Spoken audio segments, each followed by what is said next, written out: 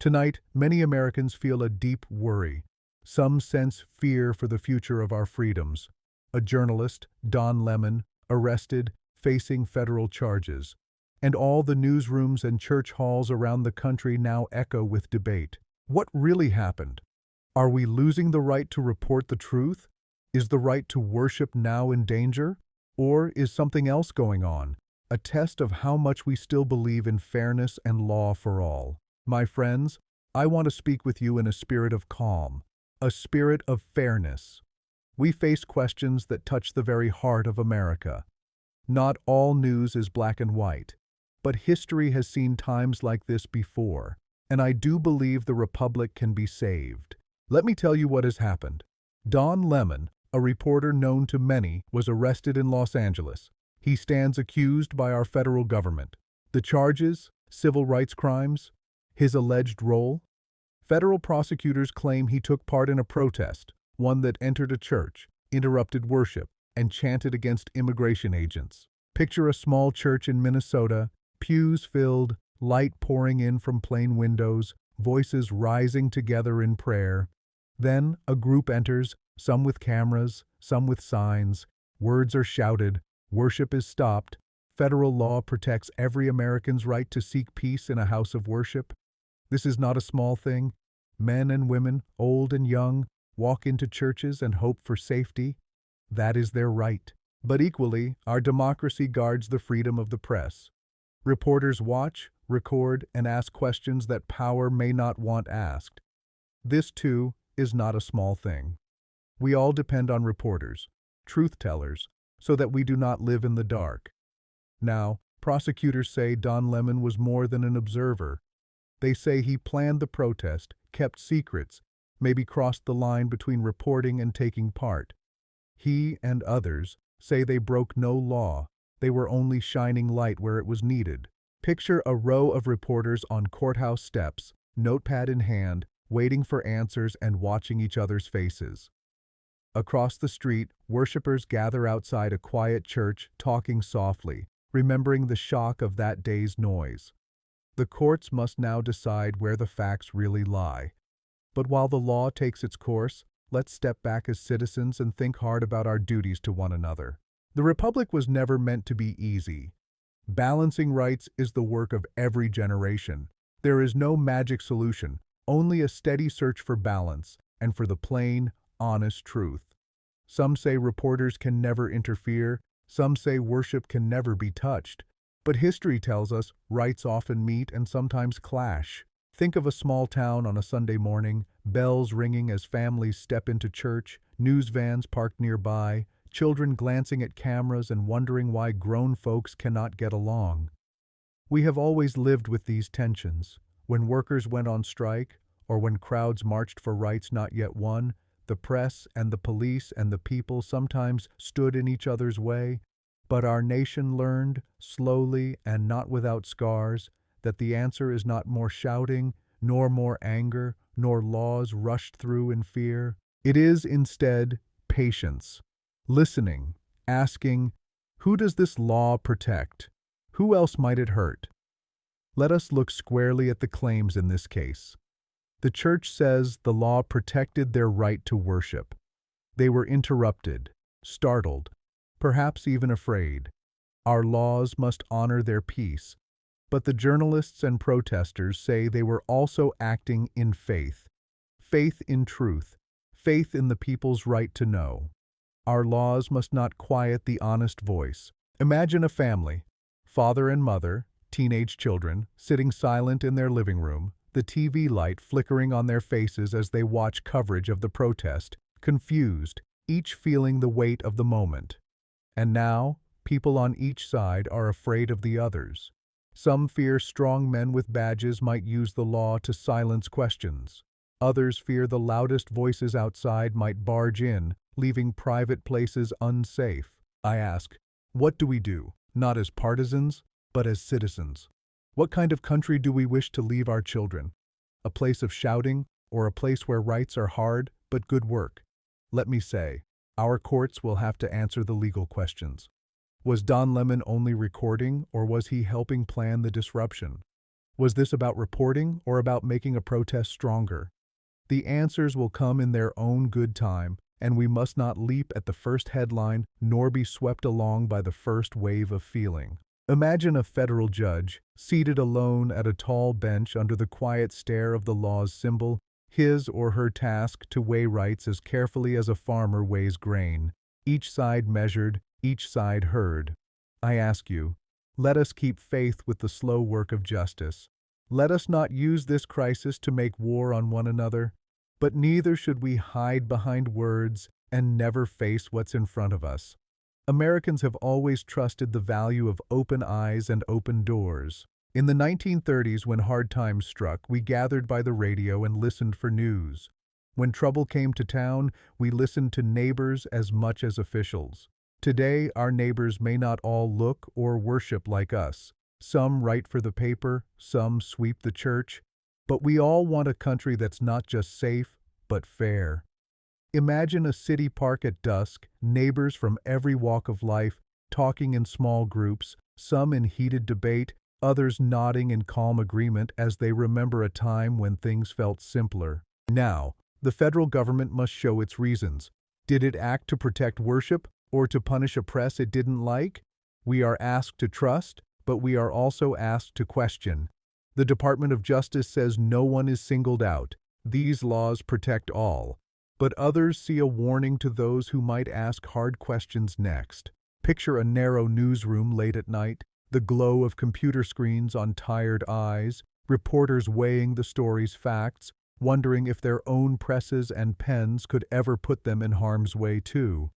I remind you, friends, democracy is not the rule of force. It is the rule of law, and of citizens who do not let fear or anger choose for them. Let us stay steady in that belief, even when the winds of news blow hard and confusion is thick.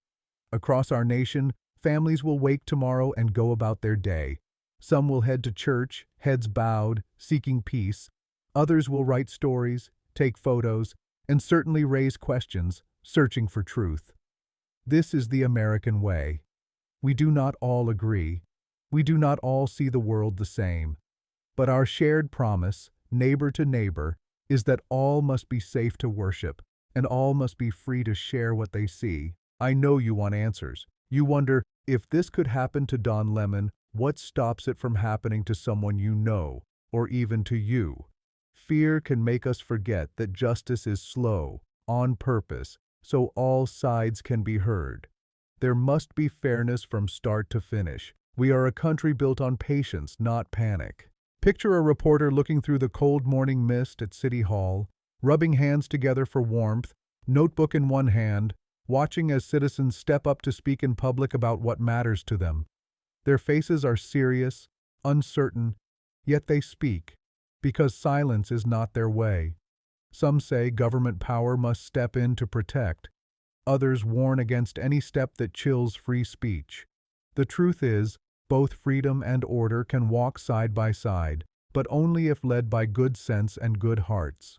Think of a school gym on voting day. American flags hang on folding tables. Folks in line speak softly. They look at their neighbors and trust that, win or lose, the rules will be fair. That's our strength. Trust in rules higher than any one man, higher than any one party. This moment asks us to keep that faith. For the families who just want a quiet Sunday, for reporters who risk their names to keep us informed, for all those who ever felt their beliefs might cost them their peace, today is a reminder. The law is the common roof over all our heads. I do not ask you to pick a side. I ask you to pick a path, the American path, where rights are not a game to be won or lost, but a sacred charge we keep together, with care and courage. Imagine a laborer leaving the night shift, lunch pail under his arm, pausing on the subway stairs as he listens to the radio's latest news. The words spill out, strange, surprising, sometimes troubling. He shakes his head, but he does not give up hope. That is what it means to be American. To hear trouble, but not be broken by it. There will be many voices in the days ahead. Some will call to punish, some will call to forgive, some will sow suspicion and fan old fears. We must see past all that. We must see each other, imperfect, but bound together still. Not all news is black and white. Not every headline tells the whole story. Our work as citizens is not to jump to judgment or to shout down those we disagree with. It is to watch for the small signs of truth, to listen for the still, quiet voice of conscience. Our freedom depends on it. Picture again that church in Los Angeles. The pews empty now, sunlight warming dust motes in the air. Maybe a pastor kneels, praying for peace, hoping the fuss will fade. Maybe a reporter walks past, eyes lowered, notebook tucked away, thinking of how to write about sorrow and hope in the same sentence. This is the work of living in a free country. It isn't easy, and it isn't always clear. But the Republic endures because enough of us attend to our own work, without forgetting our neighbors. Sometimes we grow discouraged. Sometimes we believe the law is only for the powerful or the loud. But most times, yes, most times, justice is done. Not quickly, not perfectly, but truly. Think of that judge again, sitting late at her desk, reading page after page, knowing each word she writes may change lives. She feels the weight, tired, wary, but careful not to rush. Her duty is to all of us. Your duty, mine, is patience, care, and never giving up on the promise that this country has always tried to live up to. You will see anger turned into hope. You will see division healed, but only if you help do the work. In towns and cities, Americans struggle each day, not just with news, but with each other. Workplaces, union halls, barber shops, all places where different views meet, sometimes by choice, sometimes by chance. Our challenge is not to erase difference, but to hold it together with respect. Picture a group of children playing in a schoolyard, a teacher watching from the door. They squabble, they laugh, they learn how to disagree without becoming enemies. Even as adults, we return to those lessons, over and over, if we wish to keep the Republic. Let this case, whatever its outcome, remind us all. The right to speak, the right to pray like our conscience demands, the right to question, the right to assemble. These are not gifts given by government, but rights entrusted to each of us, by birth, by long struggle, by dear sacrifice. Our history is filled with men and women, some famous, some almost forgotten, who stood for something more than their own comfort. They stood for the hard vision of America, where rights are protected not for the loudest, but for everyone. Tonight, you may worry about where the country is heading. You may want certainty when all you get is argument and doubt. But this is how America works. When rights clash, when stories are in question, we use the slow tools of law. We trust each other enough to wait and to listen and to keep faith. Do not give up faith in that slow, honest work. It is the ground beneath freedom. If you wait for answers, if you look for fairness, if you care as much about your neighbor's rights as your own, then you are doing the great work of keeping the Republic alive. Picture a quiet main street just before dusk, the sky brilliant over rooftops, windows glowing, a father lifting his child to see the flag on the pole. That flag waves for all of us, the quiet, the brave, the doubters, the believers, the journalists and the worshipers alike. You are not powerless. The Republic can be saved, not by the angry, not by the careless, but by the steady. By those who stay curious, stay hopeful, and stay willing to work together for something bigger than any argument of the day. Tomorrow, when you rise and face the news again, or when you close your eyes in prayer, remember this. America's strength is her unity, not the perfect agreement of all its people, but the loyal disagreement that still leads us forward. As you turn off the lights tonight, I ask, can each of us, in small ways, pledge again to protect not only our own rights, but the rights of those with whom we disagree? Are we willing to trust each other enough to let the law work, even when it troubles us, even when it tries our patience? That is the question before us, not just in the Don Lemon case, but in every case, every day. What kind of citizens shall we be? Good night, my friends, and may God keep watch over our Republic, still unfinished, still good, and, with our help, still free.